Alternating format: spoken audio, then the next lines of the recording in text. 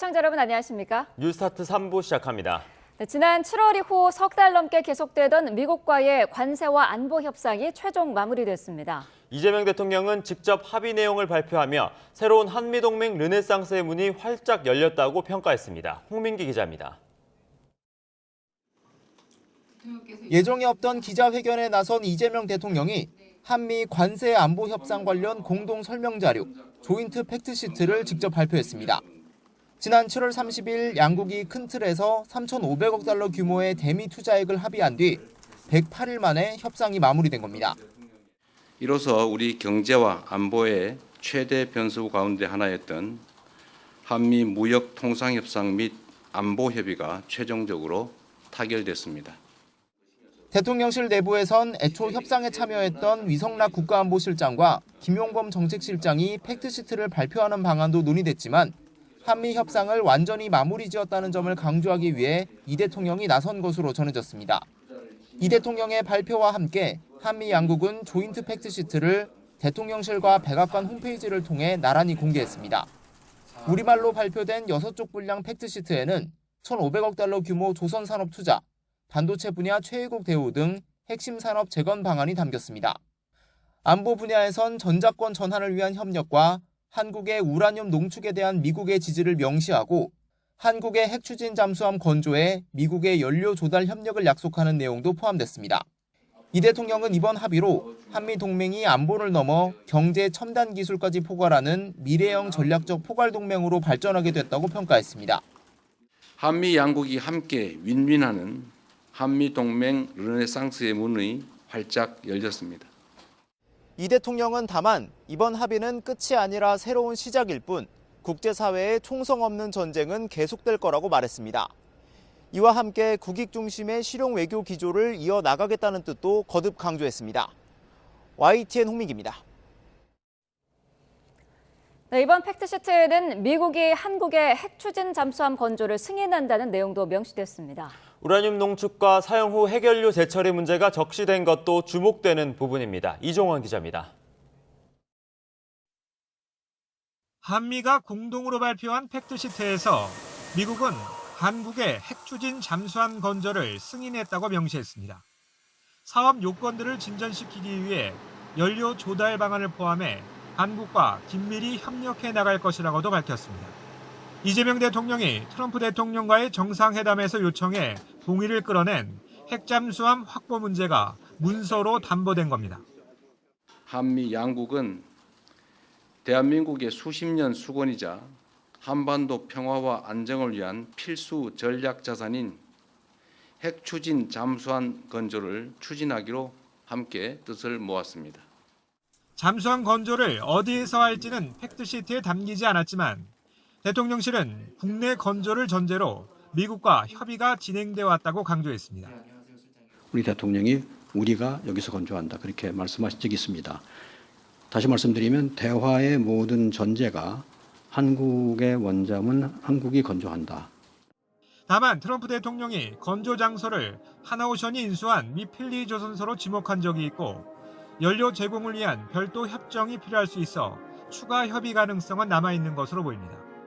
핵추진 잠수함과 별개로 이번 팩트시트 발표를 기점으로 한미 원자력 협정 개정 절차가 본격화할지도 관심입니다. 이번 문서에서 미국은 한국의 평화적 이용을 위한 민간 우라늄 농축과 사용 후 핵연료 재처리로 귀결될 절차를 지지한다고 명시했습니다. 현행 한미 원자력 협정에 따라 우리나라는 미국의 동의를 받아 20% 미만의 우라늄 농축만 가능하고 사용 후 핵연료 재처리는 금지되어 있습니다. 우라늄 농축과 사용 후 핵연료 재처리 권한 확대에 대해서도 미국 정부의 지지를 확보하는 데 성공했습니다. 매우 의미 있는 진전으로 생각됩니다. 한미 원자력 협정을 개정하는 건지 아니면 기존 협정 틀 내에서 권한만 확대하는 건지는 아직 불분명한데 정부는 협정 개정에 강력한 의지를 피력하고 있습니다. YTN 이종원입니다. 팩트시트가 발표된 뒤 양국 국방장관은 지난 4일 열렸던 안보협의회의에서 합의된 공동성명을 발표했습니다. 양측은 성명에서 한미 간 전시작전권 전환에 필요한 3단계 조건 가운데 2단계 검증을 내년에 추진하고 조건 충족의 속도를 내기 위한 로드맵을 발전시켜 나가기로 뜻을 모았습니다. 또 북한의 핵 미사일 고도화와 재래식 전력 현대화를 영내 평화를 위협하는 중대한 도전으로 보고 이를 억제하기 위한 한미일 안보 협력과 한미 핵협의 그룹을 지속하기로 합의했습니다. 한미 양국은 3,500억 달러, 우리 돈 500조 원이 넘는 대미 투자 방안을 담은 양해각서도 체결했습니다. 정부는 외환 시장 영향을 최소화하고 원금 회수 가능성을 높여 국익에 부합하도록 최선을 다했다고 설명했습니다. 박기환 기자의 보도입니다. 한국과 미국의 줄다리기 끝에 체결된 3,500억 달러 규모 대미 투자 양해각서. 먼저 한미 조선 협력과 관련된 1,500억 달러에 대해선 한국 조선사들이 모든 결정권을 갖게 됐습니다. 보증, 선박금융으로 투자금을 마련해 원하는 곳에 투자할 수 있고 투자 수익도 모두 가져갈 수 있습니다. 한국 정부는 직접 또는 협의위원회를 통해 조선 분야 민간 투자, 보증, 선박금융 등을 지원합니다. 여기에는 투자의 수익 배분 방식이 적용되지 않고 발생하는 모든 수익이 우리 기업에게 귀속되는 구조입니다. 반면 나머지 2천억 불을 어디에 쓸지는 미국 정부와 트럼프 대통령의 손에 달렸습니다. 2029년 1월 임기가 끝날 때까지 투자처를 지목하면 우리 정부가 투자금을 보내는 방식입니다. 대신 투자 대상은 최대한 한국 기업으로 하고 상업적 합리성, 즉 원금 회수 가능성도 고려해야 한다는 단서가 붙었습니다. 투자 수익은 원리금을 모두 돌려받기 전까지는 5대5로 이후에는 미국이 90%를 독식합니다. 외환 시장에 미칠 영향을 줄일 방안도 담겼습니다. 투자금을 보낼 때 개별 사업 진척 상황에 맞게 연간 최대 200억 달러가 넘지 않도록 상한을 뒀습니다. 외환 시장 영향을 최소화하기 위해 기금이 외환 시장에서 직접 매입하는 방식보다는 외화 자산의 운용 수익을 활용하거나 외화 채권을 발행하는 등 다른 수단을 최우선으로 고려할 계획입니다. 자동차 관세 인하 시점은 대미 투자 이행 법안이 국회에 제출되는 달에 1일자로 합의돼 정부가 다음 주 적어도 이번 달 안에 법안을 내면 지난 1일자로 소급 적용됩니다. 비관세 장벽과 관련해선 쌀, 쇠고기 등 추가 시장 개방 요구는 막아내는 데 성공했습니다. 대신 미국산 원예작물 검역을 전담할 데스크를 설치하고 농업, 생명공학 제품의 규제를 효율화하기로 했습니다. 정부는 3,500억 달러 대미 투자금이 국익에 부합하게 사용되도록 최선을 다하겠다고 밝혔습니다. YTN 박견입니다. 한미 양국이 공동 발표한 팩트시트에 대해 미 국무부 부장관은 한미 동맹의 새로운 장을 열었다고 평가했습니다. 한미 동맹이 안보에서 경제로 진화하고 있다고 강조했는데 장기적으로 한미 안보 통합이 약해질 수 있다는 분석도 나왔습니다. 워싱턴 홍상희 특파원입니다. 크리스토퍼 랜도 미 국무부 부장관은 한미 양국이 통상과 안보 합의 사항을 담은 팩트시트를 발표해 동맹의 새로운 장을 열었다고 말했습니다. Our two countries released a historic joint fact sheet on President Trump's historic state visit to Korea at the end of October, inaugurating a new chapter in the U.S.-Korea alliance. 그러면서 트럼프 행정부는 통상 정책 재조정에 집중하고 있다며 미국 외교 정책의 중심축이 경제 통상 외교가 되어야 한다고 강조했습니다. 한미 동맹도 안보에서 경제 중심으로 진화하고 있다고 밝혔습니다. We're evolving our traditional security alliance with the Republic of Korea into a more comprehensive partnership that is integrated economically and industrially and aligned with broader Indo-Pacific priorities. 한미 양국이 합의한 동맹 현대화로 장기적으로는 안보 통합이 약해질 수 있다는 전망도 나왔습니다. 필립 골드버그 전 주한미국 대사는 전시작전 통제권 전환과 우라늄 농축 등이 모두 이뤄질 경우 한국의 역량이 강화돼 한미 동맹에 변화가 올 수 있다고 내다봤습니다. I think over the longer term it could be more separation because the United States focus will be elsewhere. South Korea will be able to deal more easily and more confidently with all of these measures in place with North Korea. 한미 양국이 무역 합의 세부 내용을 확정했지만 공동 팩트시트는 최종 결과물이 아닌 불확실한 과정의 시작에 불과하다는 지적도 나왔습니다. 트럼프 1기 당시 한미 무역 협상을 담당했던 유명희 전 통상교섭 본부장은 대미 투자로 국내 제조업 공동화가 우려된다며 우리 정부의 제조업 지원을 당부했습니다. 워싱턴에서 YTN 홍상입니다. 검찰총장 직무대행을 맡았던 노만석 대검찰청 차장이 퇴임했습니다. 후임으로 임명된 구자현 서울고등검찰청장은 검찰 조직의 안정화를 가장 중요한 가치로 꼽았습니다. 이준엽 기자가 보도합니다. 노만석 검찰총장 대행은 퇴임사에서 검사의 수사와 공소유지 기능을 강조하면서 설득력 있는 모습으로 결정하지 못했다고 자세를 낮췄습니다. 항소 포기 논란의 책임을 인정한 셈이지만 당시 결정 경위에 대한 구체적인 설명은 없었습니다. 수사와 공소유지가 갖는 엄정한 의미에 대하여 모두가 납득할 수 있도록 보다 더 설득력 있는 모습으로 결정하고 소통하지 못한 것을 무겁게 받아들입니다. 노 대행은 대신 자신이 물러났으니 일각에서 제기한 검사들에 대한 징계 논의는 멈춰달라고 요구했습니다. 구성원들이 검찰의 기능과 정치적 중립성에 대한 전반적인 우려를 전한 건데 항명이나 집단행동으로 보는 시각이 안타깝다는 겁니다. 일각에서 제기되는 검사들에 대한 징계 등 논의는 부디 멈추어 주시길 부탁드립니다.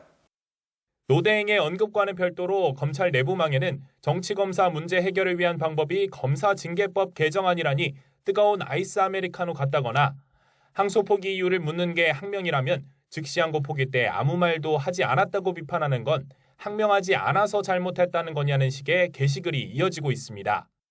하지만 집단 행동에 대한 법무부의 강경 대응 기조가 뚜렷한 데다 감찰과 징계까지 거론되는 만큼 반발의 불씨가 여전하다는 평가가 나옵니다. 노 차장 후임으로는 문재인 정부 시절 법무부 검찰국장을 맡았던 구자현 서울고검장이 임명됐습니다. 검찰 조직이 안정화되고 맡은 본연의 책무를 성실하게 수행할 수 있도록 하는데 최우선 가치를 두겠다고 소회를 밝혔습니다. 그게 제일 중요한 가치니까요. 그 안정화되고 자기 일들 성실하게 할 수 있도록 제가 돕는 게 가장 제일 중요한 일 같습니다. 구고검장은 법무부 탈검찰화를 논의했던 법무검찰개혁위원회 산하 법무검찰개혁단장도 지낸 바 있습니다. YTN 이준엽입니다. 최근 검찰의 대장동 사건 범죄 수익으로 추정되는 재산에 대해 동결 조치를 풀어달라는 요청이 들어왔습니다. 검찰의 항소 포기로 인한 우려가 현실화하는 모습인데요. 어떤 내용인지 안동준 기자가 정리했습니다. 대장동 일당에 대한 수사가 진행 중이던 지난 2022년과 2023년, 검찰은 기소 전 추징보전을 통해 2,070억 원에 달하는 이들의 재산을 동결했습니다. 동결 대상에는 남욱 변호사 소유로 의심되는 수백억 대 건물도 포함됐는데 최근 서울중앙지검에 이 건물에 대한 동결을 풀어달라는 요청이 들어왔습니다.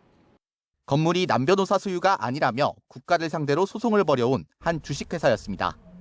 회사 측은 검찰에 남 변호사 재산 추징이 불가능해진 만큼 건물 가압류를 풀어달라고 요청한 것으로 파악됐습니다. 앞서 검찰은 남 변호사에 대해 이해충돌방지법 위반 혐의를 토대로 1,010억 원 추징을 구형했습니다. 하지만 1심이 혐의를 무죄, 면소로 판단하며 추징액이 0원이 됐고 검찰의 항소 포기로 사실상 이 판결은 확정됐습니다. 결국 검찰의 항소 포기로 인해 대장동 일당 범죄 수익으로 추정되는 재산 일부를 풀어줘야 할 수도 있게 된 겁니다. 더 큰 문제는 향후 남 변호사와 김만배 씨 등 피고인들이 직접 재산 동결 해제를 요청할 수 있다는 점입니다. 앞서 법무부는 추징이 아니더라도 민사소송을 통해 수익을 환수할 수 있다고 강조했는데 2천억 정도는 이미 물수 보존이 돼 있습니다. 민사소송에서 관련들을 입증 제대로 하게 되면 좀 받을 수 있는 겁니다. 동결이 풀리고 피고인들이 재산을 처분한다면 차질이 빚어질 가능성이 큽니다. 검찰 관계자는 YTN과의 통화에서 동결 해제를 막을 뚜렷한 방법은 없는 것 같다며 범죄 수익 환수에 대한 고려 없이 항소 포기가 결정된 것 같다고 지적하기도 했습니다. 피고인들만 항소한 대장동 사건 2심 재판이 서울 고법에서 열릴 예정인 가운데 항소 포기의 파장은 계속될 전망입니다. YTN 안동준입니다. 윤석열 전 대통령이 고위공직자범죄수사처의 1차 체포영장 집행이 무산된 후 영장 집행이 다시 시도된다면 위협 사격을 하라고 부셔버리라는 취지로 답했다는 법정 증언이 나왔습니다. 서울중앙지방법원은 어제 윤 전 대통령의 체포 방해 등 혐의 재판을 열고 이모 전 대통령 경호처 경호 5부장에 대한 증인 신문을 진행했습니다. 이 전 부장이 기록해둔 내용에 따르면 윤 전 대통령은 밀고 들어오면 아작난다고 느끼게 위력 순찰하라. 여기는 미사일도 있으니 들어오면 위협 사격하고 부숴버리라고 말했습니다. 그러면서 나중에 문제가 될 것 같아 윤 전 대통령 발언을 기록했다며 이후 자신의 양심에 따라 2차 체포영장 집행 때는 부하들에게 집행을 저지하지 말라는 지시를 내렸다고 강조했습니다. 민중기 특별검사팀이 양평 공흥지구 개발 사건과 관련해 김건희 씨의 오빠 김재도 씨의 신병 확보에 나섰습니다. 특검은 어제 특가법상 국고손실죄와 증거인멸 혐의 등을 적용해 김 씨에 대한 구속영장을 청구했다고 밝혔습니다. 특검 관계자는 같은 혐의로 함께 조사를 받았던 모친 최은순 씨에 대해선 범행의 가담 정도와 증거인멸 우려 등을 참작해 구속영장을 청구하지 않았다고 설명했습니다. 조태용 전 국가정보원장이 내란 특별검사팀에 구속되면서 구속수사를 받는 8번째 전직 국정원장이란 오명을 남겼습니다. 정권이 바뀔 때마다 정보기관 수장이 수사선상에 오르는 국정원장 순환사가 되풀이되고 있습니다. 조성호 기자입니다. 조태용 전 국가정보원장은 비상계엄을 미리 알고도 국회에 보고하지 않은 혐의, 정치에 관여한 혐의 등으로 내란 특별검사팀에 구속됐습니다. 혐의를 대체로 부인했지만 법원은 증거인멸 염려가 있다고 봤습니다. 언제 혹시 한 말씀만 해주실 수 있을까요? 다음번에 하겠습니다. CCTV 영상 같은 경우는 본인 영상은 왜 제공 안 하신 건가요? 진술했습니다. 수사기관에 구속된 8번째 전직 국정원장으로 기록됐습니다. 국가정보원은 중앙정보부를 이은 국가안전기획부가 간판을 바꿔 1999년 출범했습니다. 이후로 16명이 원장을 지냈는데 무려 절반이 구속수사를 받은 겁니다. 김대중 정부의 임동원, 신건 전 원장은 조직적인 불법 도청과 감청에 관여한 혐의로 2005년 구속됐습니다. 국민들에게 이 국정원 감청 문제로 심려를 끼쳐드린 데 대해서 대단히 죄송스럽게 생각을 하고 지시하지 않았고 보고도 받지 않았다고 했지만 각각 징역 3년에 집행유예 4년, 유죄가 확정됐습니다. 이명박 정부 정보수장을 지낸 원세훈 전 원장은 건설업자에게 억대 금품을 받은 혐의로 검찰에 구속됐습니다. 생일 선물이나 이런 건 받은 게 있지만 무슨 돈을 받은 적은 절대 없습니다. 이 사건으로 징역 1년 2개월이 선고됐고 대선 개입 사건으로 징역 4년, 특수활동비 정치 공작 사건으로는 징역 9년형을 받았습니다. 박근혜 정부의 남재준, 이병기, 이병호 전 원장은 특활비 상납 사건으로 검찰 수사망에 걸렸습니다. 모두 구속돼 재판받았고 실형이 확정됐습니다. 서훈 전 원장도 문재인 정부 시절 서해 공무원 피격 사건을 은폐한 의혹으로 구속 재판을 받았습니다. 대체로 대통령의 눈과 귀 역할을 하다가 정권이 바뀐 뒤에 갖가지 정치 사건에 휘말린 경우들입니다. 정보기관 수장들이 국가 안보보다 정권 안위를 살피는 잘못된 관행을 돌아봐야 한다는 지적이 적지 않습니다. YTN 조성호입니다. 울산 화력발전소 붕괴 사고 8일 만에 마지막 매몰자까지 수습이 완료됐습니다. 구조가 마무리된 만큼 사고 원인을 밝히기 위한 수사도 본격화할 전망입니다. 김다은 기자가 보도합니다. 구조대원들이 무너진 보일러 타워에 진입합니다. 절단기로 철근을 잘라내 보지만 더 크고 무거운 잔해가 앞을 막아섭니다. 9일째 이어진 수색 끝에 마지막 실종자 60대 김모 씨가 발견됐지만 역시 숨진 채였습니다. 김 씨는 사고 당시 5호기를 지탱하던 25m 높이의 기둥에서 작업하고 있던 거로 파악됐습니다. 지난 6일 울산 화력발전소에선 높이 60여 미터의 보일러 타워 5호기가 무너지면서 작업자 7명이 매몰됐습니다. 일부는 사고 첫날 위치가 확인됐지만 잔해 탓에 수습엔 시간이 걸렸습니다. 이후 타워 4, 6호기가 해체되면서 구조에 속도가 붙는 듯 했지만 겹겹이 쌓이고 엉킨 철제 빔이 작업에 어려움을 더했습니다. 성인 남자 한 1m 정도에서부터 큰 것만 있는 것이 아니라 작은 것들하고 뒤 엉켜 있습니다. 바이퍼하고 이런 것들이 이제 꼬여 있고 꺾어져 있고 하다 보니까 그 틈이 거의 없다고 보시면 됩니다. 구조가 마무리되면서 사고 원인을 밝히기 위한 합동 감식 등 경찰 수사도 본격화할 전망입니다. 고용노동부는 중대재해처벌법 위반에 초점을 맞추고 해체 공사 계약 관계와 안전 조치 여부를 조사하고 있습니다. YTN 김다연입니다. 21명이 숨지거나 다친 부천 제1시장 트럭 돌진 사고와 관련해 운전자가 가속 페달을 밟은 사실이 확인됐습니다. 경기 부천 오전경찰서는 사고 트럭 안에 설치된 페달 블랙박스에서 60대 운전자 A씨가 가속 페달을 밟는 장면을 확인했다고 밝혔습니다. 또 사안의 중대성을 고려해 A씨에 대한 구속영장을 신청했습니다. 이와 함께 2명이 숨지는 등 21명의 사상자가 발생한 대형 사고인 만큼 경기 남부경찰청에서 사건을 넘겨받아 수사하기로 했습니다. 돌진 사고를 낸 트럭의 페달 블랙박스는 사고 원인이 급발진이 아닌 페달 오조작이라는 걸 보여주는 결정적인 증거가 됐습니다. 하지만 블랙박스만으로 사고를 막을 수는 없는 만큼 페달 오조작 방지 장치 설치를 확대해야 한다는 지적이 나옵니다. 유서영 기자입니다.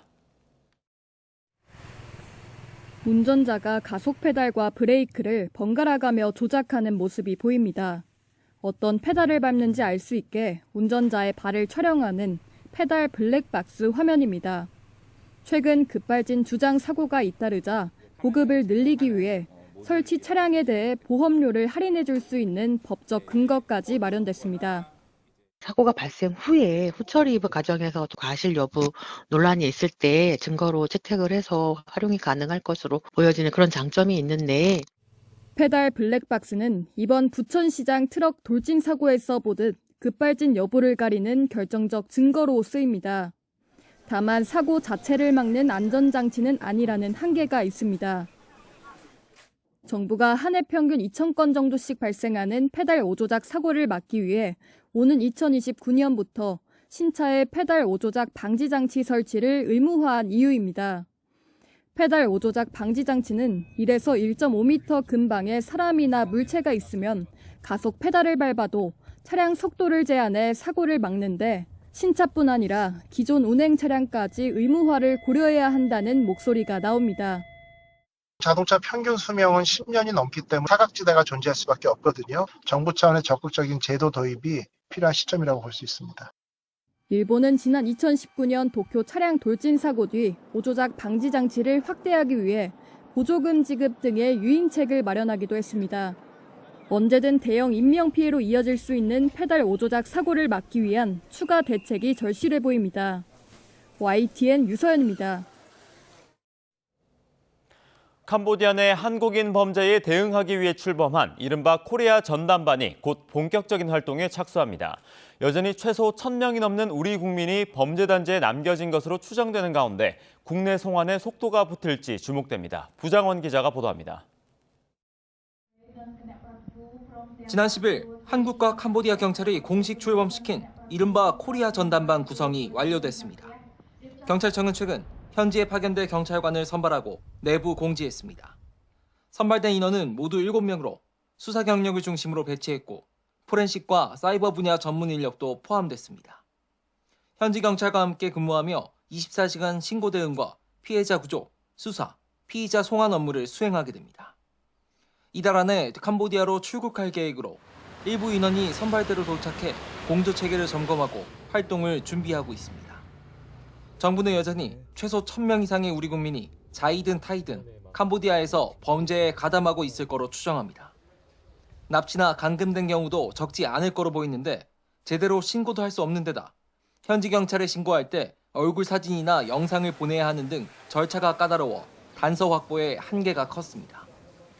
이번에 출범한 코리아 전담반은 단순 협조로 넘어 사건 접수 단계부터 참여하며 적극적으로 피해자 구출과 범죄자 검거에 나설 수 있게 됐습니다. 또 사이버 수사 경험이 풍부한 인원이 포함돼 우리 국민이 연루된 온라인 스캠 범죄 조직에 대한 추적과 수사에도 속도가 붙을 전망입니다. YTN 부장원입니다.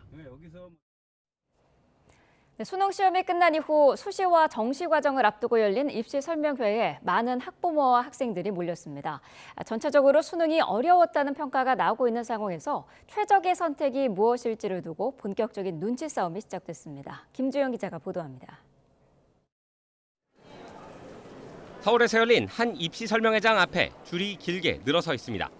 1000석 가까운 자리가 모자라 학부모와 수험생들은 바닥에 앉아서까지 발표에 집중합니다. 올해 처음 나온 입시학원의 등급 예상표를 펼쳐보고는 가채점 점수와 희망학교의 등급을 꼼꼼히 비교해봅니다. 어디에다 점수를 주느냐에 따라서 이과 학생이 그냥 이과로 갈까, 이과 학생이 문과로 갈까, 사탐 선택에 정말 잘했는지 이거는 아직까지는 판단 못할 수도 있습니다. 지난해보다 전반적으로 어려웠다는 평가가 나오는 만큼 어떤 전략을 세워야 할지 고민은 더 깊어집니다. 정시 쪽에 좀 관심이 더 많은 것 같아요. 조금 더 고려할 사항이 많다고 느껴지는 것 같아요. 문과 아이거든요. 그래서 어느 정도 라인으로 해서 들어갈 수 있는지 아이가 어렵다고 이번 시험 너무 어려웠다 하더라고요. 자연계 학생들까지 사회탐구 시험으로 몰리는 이른바 사탐런이 입시에 어떤 영향을 줄지도 관심사입니다. 경쟁이 치열해질 수 있다는 문과 학생들이나 과탐 인원이 줄어 수능 최저 기준 인원수까지 줄어들 수 있다는 이과 학생들 모두 긴장할 수밖에 없습니다. 이번에 사탐론 때문에 자녀분들 좀 피해를 보시는... 봤죠. 안 봤다고 할 수는 없죠.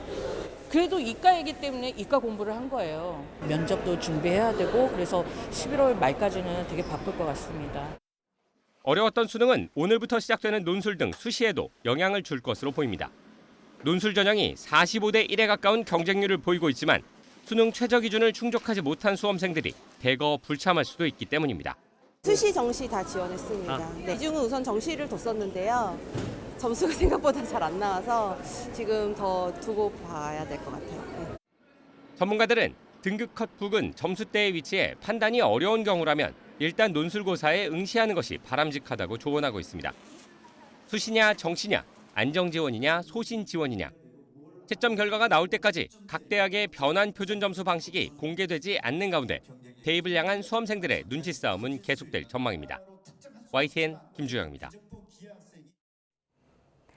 원달러 환율이 사흘 연속 1,470원대에 오르자 외환당국이 국민연금을 동원해 시장에 개입할 수 있다고 메시지를 던졌습니다. 또 대미 직접 투자 5천억 달러와 관련해서도 시장에서 달러를 조달해 환율을 자극하는 일은 없을 것이라면서 시장 달래기에 나섰습니다. 외환당국의 이런 조치가 나오자 환율은 1,450원대로 내려왔습니다. 류환홍 기자입니다. 1,471원으로 출발해 1,474원까지 올랐던 원달러 환율이 오후 3시 반 기준으로 1,457원까지 내려왔습니다. 환율이 꺾인 건 9시 21분쯤 나온 외환당국의 구두개입 메시지 전후. 9시 9분 1,474원까지 올랐던 환율은 30분쯤 후 18원 하락한 1,456원으로 내려갔습니다. 경제부총리와 한국은행 총재, 금융위원장과 금융감독원장 등 외환과 금융당국 수장들은 오늘 아침 긴급 회동을 한 뒤 외환 수급 불균형이 지속되는 경우 가용수단을 적극 활용하겠다는 메시지를 발표했습니다. 구 부총리는 앞으로 외환 금융당국은 국민경제와 금융외환시장의 안정을 위해 환율 상승 원인에 대해 면밀히 분석하고 국민연금과 수출업체 등 주요 수급 주체들과 긴밀히 논의해 환율 안정 방안을 마련할 예정이라고 밝혔습니다. 특별히 국민연금을 지목한 것은 외환당국과 체결한 650억 달러 한도 외환 수화풀을 적극적으로 활용할 것임을 시사합니다. 외환 수합을 통했을 경우에 국민연금의 해외 주식 취득 시 국내 달러원 환율을 거치지 않고 외환 당국과의 수합을 통해서 자금을 마련할 수 있기 때문에 환율 상승 억제 효과를 발휘할 수 있는 부분이 있겠고, 또한 오전에 발표된 한미 관세 협상 팩트시트에서 한국의 외환시장 안정을 명문화한 점도 환율 안정에 영향을 미쳤습니다. 기획재정부는 브리핑에서 한국의 2천억 달러 대미 직접 투자와 관련해 연간 한도는 200억 달러이며 달러를 시장에서는 절대로 조달하지 않는다는 점을 명문화했다고 강조했습니다.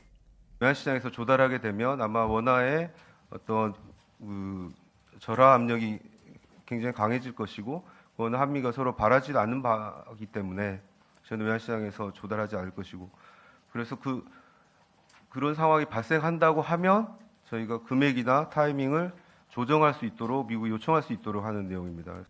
환율이 일시적으로 내리긴 했지만 1,450원대로 여전히 높은 수준인 터라 외국인은 증시에서 선물과 현물을 합쳐 3조 1천억 원 넘게 순매도를 했습니다. 외국인과 기관의 동반 순매도 속에 코스피는 3.8% 내린 4,011로 마감했고 코스닥 역시 2.2% 내린 897로 마감했습니다. YTN 유환홍입니다. 지난 13일 정부가 부동산 보유세에 영향을 미치는 내년 공동주택 공시가격 현실화율을 동결하기로 했죠. 하지만 올해 시세가 많이 오른 서울 강남권과 한강벨트 등 인기 지역을 중심으로 내년 보유세 부담은 크게 늘어날 전망입니다. 최도희 기자가 보도합니다. 서울 마포구의 한 아파트 단지. 내년 아파트 공시가격 현실화율 동결에도 불구하고 세부담은 오히려 커졌습니다. 재산세 등의 과세 기준이 되는 공시가격은 시세의 현실화율을 곱해서 산정하는데 시세 변동에 따라 공시가격이 뛰게 된 이 아파트의 1주택자 보유세가 내년엔 올해보다 39%가량 높아질 것으로 관측되기 때문입니다. 정부가 내년도 현실화율을 69% 수준으로 동결하기로 했지만 이렇게 시세가 상승한 아파트의 공시가격이 올라가면서 세부담도 그만큼 커지게 됩니다. 2026년 시세 반영률을 1년간 유지하는 안을 제시했습니다.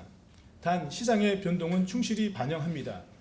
오해하는 부분이 있는데 시세 반영률이 동결되더라도 시장 변동은 산정 시 반영되므로 시세가 상승했다면 공시가격이 오르게 됩니다.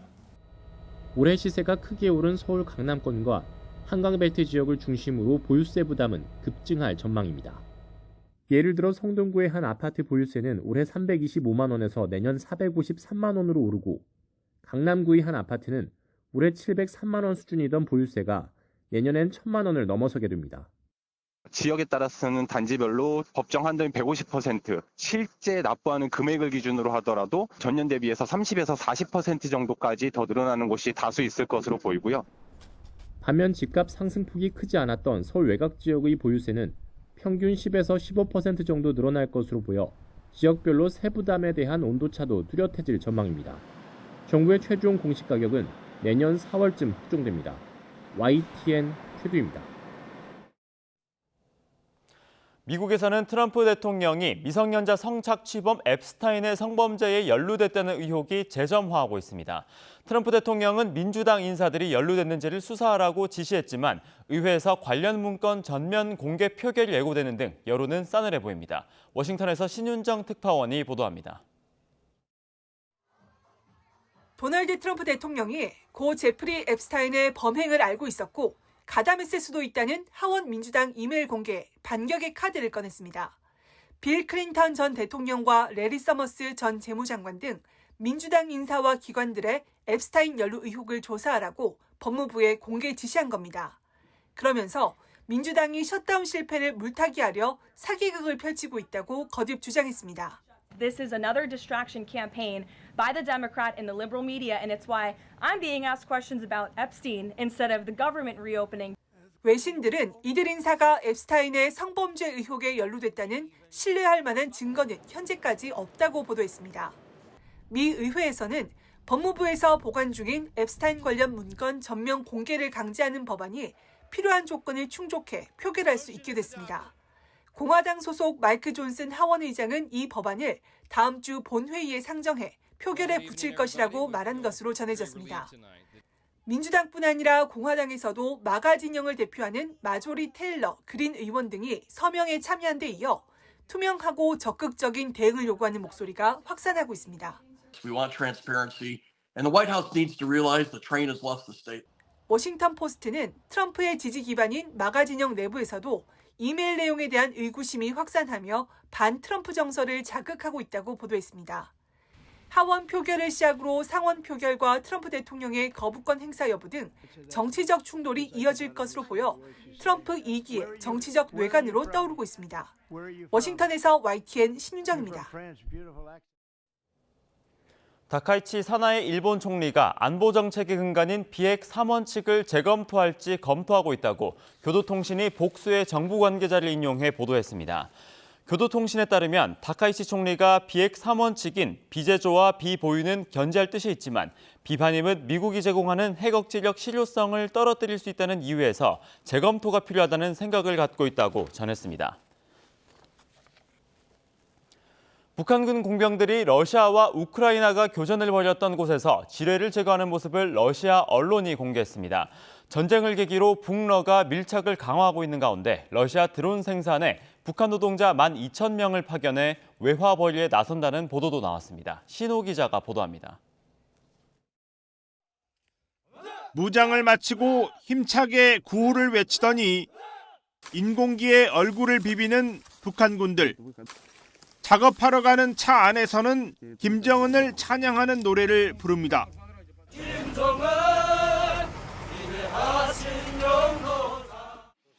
이들이 향한 곳은 러시아가 우크라이나와 교전을 벌였던 쿠르스크 최전선입니다.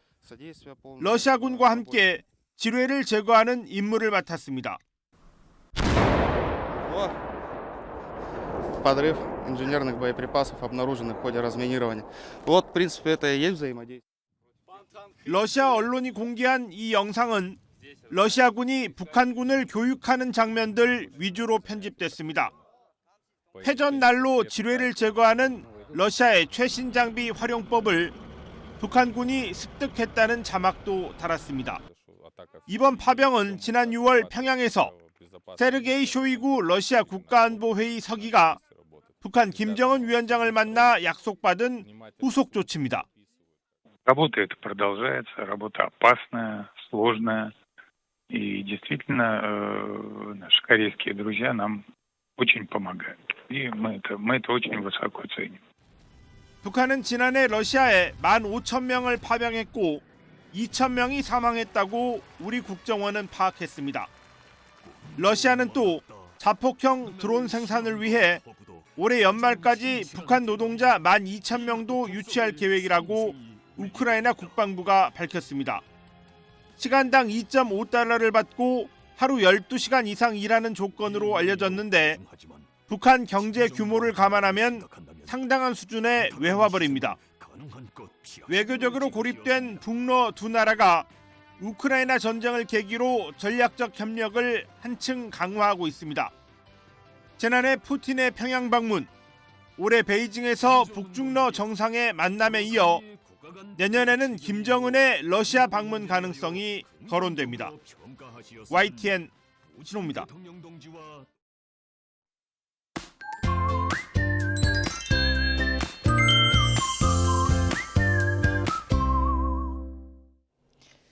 주말인 오늘 단풍 나들이 가는 분들 많으실 텐데요. 큰 일교차만 유의하시면 되겠습니다. 현재 서울 기온은 3.9도로 쌀쌀하지만 낮에는 16도까지 올라서 예년보다 포근하겠습니다. 내일은 중부와 전북에 비가 내리겠는데요. 비가 내린 뒤 찬 공기가 밀려옵니다. 다음 주 월요일에는 서울 아침 기온이 2도, 화요일에는 영하권 강추위가 찾아오겠습니다. 오늘 날은 맑겠지만 건조한 날씨에 강원 동해안으로는 건조주의보가 내려져 있습니다. 바람까지 불어서 화재 위험이 높은 만큼 산불 조심해 주시기 바랍니다. 현재 기온 살펴보겠습니다. 현재 춘천이 영하 1.8도, 대구가 3.4도고요. 낮 기온은 서울이 16도를 비롯해 세종과 청주 16도, 전주 17도, 부산은 19도까지 오를 것으로 보입니다. 다음 주 후반에는 다시 이맘때 날씨를 회복할 전망입니다. 날씨였습니다. 네, 주말 뉴스타트 마칩니다. 시청해주신 여러분 고맙습니다.